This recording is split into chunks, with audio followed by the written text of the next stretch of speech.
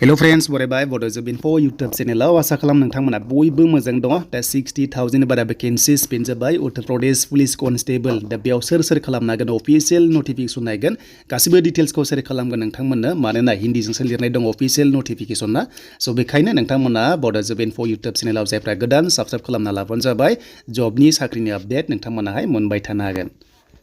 दा लोगोफोर आं फैबाय अफिशियेल साइटआव यूपी पुलिसनि अफिशियेल साइटआव फैबाय जोङो बेयाव फैनाय लोगो अफिशियेल साइटआ बेनो लिंकआ दङ डिसक्रिप्शनाव बेनिफ्राय अफिशियेल नटिफिकेशना नोंथांमोना बेवहायनो मोनगोन आरो बेयाव स्क्रिनाव खारबाय थादों नोंथांमोना डाउनलड खालामना लानो हागोन आरो WhatsApp ग्रुपआव नोंथांमोना मोननो हागोन बेखायनो लिंकआ दङ डिसक्रिप्शनाव नोंथांमोना फल' खालाम बेयाव डाइरेक्ट सेन्ड खालामगोन अफिशियेल नटिफिकेशन स' बेनिफ्राय अफिशियेल नटिफिकेशना हिन्दीनिसो आरो लोगोसे इंलिशनि नोंथांमोनाहाय मोननाय नङा मानोना बिथांमोना खालि हिन्दीनिल' बेयाव होदों स' बेनिफ्राय आं गासिबो डिटेल्सखौ होगोन नोंथांमोननि बैसो बेनिफ्राय फरायनाय बेनिफ्राय एग्जाम बेनिफ्राय रानिंआ बेसेबां जागोन स' नोंथांमोनजों एक्सप्लेन खालामगोन बेखायनो भिडिअखौ नायग्रोजोब अब्लासो नोंथांमोना बुजिगोन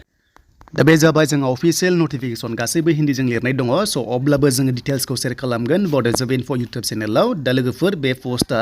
उत्तर प्रदेशनिफ्राय फैदों अब्लाबो अल इन्डिया केन्डिडेट्स बेयाव एलिजिबल जागोन स' आसाम स्टेटनिफ्राय मेक्सिमाम बेयाव बांसिन ओंखारबाय आरो लोगोसे बे स्टेटआ जोबोद गिदिर बेखायनो बांसिन पस्ट ओंखारदों स' इलेक्शननि सिगां नोंथांमोना साख्रि मोनगोन एबा बेबादि पस्टखौ मोनबाय थायो स' बेखायनो बे चान्सखौहाय लानो हागोन जायफ्रानोखि इन्ट्रेस्टेड दङ नोंथांमोनाहाय थांनानै एग्जामखौहाय यूपीआव हैनांगोन आरो गासैबो सिलेक्शन प्रसेसआ बेयावनो जाहैगोन दिल्ली पुलिस बायदि स' अब्ला जों जागायनोसै बेयाव बेसेबां नांगौ नोंथांमोननि माखासे क्राइटेरिया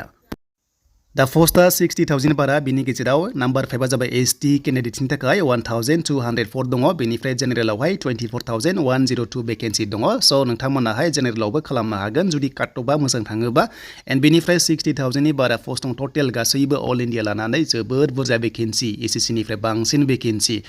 एन्ड बेनिफ्राय अनलाइना नोंथांमोना स्टार्ट जागोन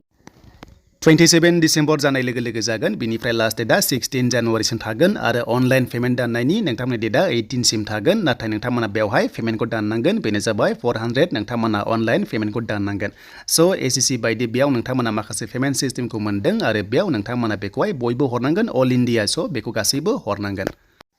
स' बेनिफ्राय जों फैबाय दायो बैसोआव 18निफ्राय जोंनि एसटी हिसाबै 30 इयार्ससिम नोंथांमोना बे पस्टआव एलिजिबल जागोन मानोना जोंहा 5 इयार्स बारा मोनो स' नर्मेलाव 18निफ्राय 25 नाथाय जोंनि एसटी हिसाबै एसटी एसिया 30 इयार्ससिम 18निफ्राय हागोन स' बेनिफ्राय माखासे डेट होनाय दङ नोंथांमोना बेखौ नायबानो जाबाय जाहाथे स्क्रिनशट खालामनानै नोंथांमोना फिन खनसेबाव नायनो हायो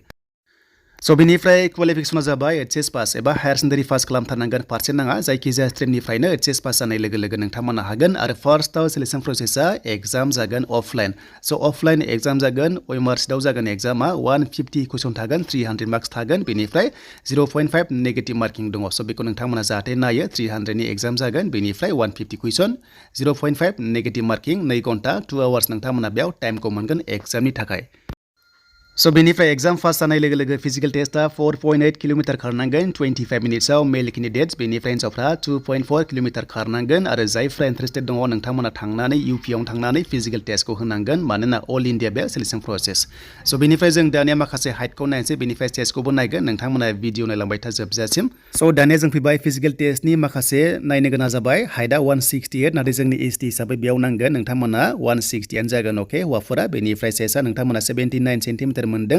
नर्मेलाव बेनिफ्राय 84 जाहैनांगोन नाथाय एसटीआ एसे खम थागोन नोंथांमोना 82 जाहैबानो जागोन स' नोंथांमोना 77 जानांगोन नर्मेलाव एन्ड बेनिफ्राय एक्सपेन्ड खालामबा एसटीआ 82 जाहैनांगोन अके बेखौ बेयाव बुंदों एन्ड बेनिफ्राय हिन्जावफोरनि हाइटआ 152 नाथाय जोंनि एसटी हिसाबै 147 बेयाव जागोन आरो लोगोसे नोंथांमोननि केजिआ नोंथांमोना 40 केजिनि गाहायाव थानो मोननाय नङा बेवहाय बुंदों माखासे महिलाफोरा एबा लेडिसफोरा स' नोंथांमोना मोनबाय गासैबो डिटेल्सखौहाय आसा खालाम नोंथांमोना बुजिबाय रानिंआथ' बेनो 4.8 किल'मिटार खारनांगोन 25 मिनिट्सआव बेनिफ्राय हिन्जावफ्रा 2.4 खारनांगोन 14 मिनिटआव स' बेबादि नोंथांमोना मोनदों फिजिकेल टेस्टखौहाय स' बेनोमोन बेनिफ्राय लास्टआव मेडिकेल टेस्ट बेनिफ्राय साख्रि आरो लाइफ टाइम नोंथांमोना